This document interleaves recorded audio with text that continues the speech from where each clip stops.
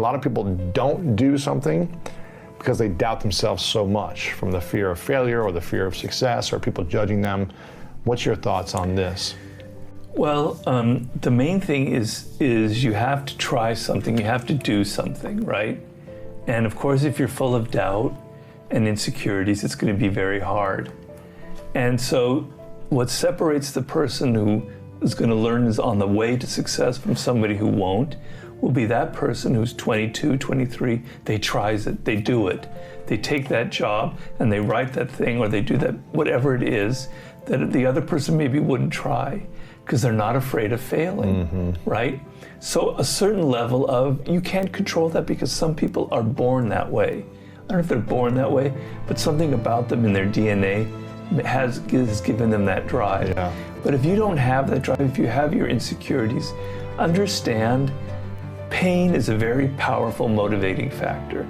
But if you're 22 and you don't try something, you don't feel the pain. So why not? And then you're 23, then you're 24, you're not feeling pain. Then you're 28, you're still not feeling pain. Then you're 32, you're starting to feel a little depressed. And you're 35, man. And you're 40, you're picking up the bottle, etc. Yeah. Okay, so understand that you're 22, that life is very difficult, and that you're down a path towards something really, really bad unless you get your act together and try that first thing.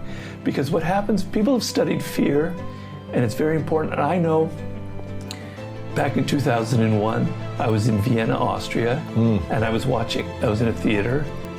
I was in the middle of this very packed audience, and there was a fire, and people were panicking and running around, and I got such a sense of claustrophobia. I was like, ah! And from then on, I couldn't get on an airplane. I couldn't get in an elevator. I was like developing major claustrophobia, right? And then I saw a therapist, and she said, you got to expose yourself. You got to go back in that elevator. So true. You got to go back into that airplane. And then you realize it's not so bad and you'll get over it. But avoiding it, you'll never get over the fear. So take that first step. Do whatever it is that you thought you couldn't do, and don't be afraid, because that is the most important moment in your life.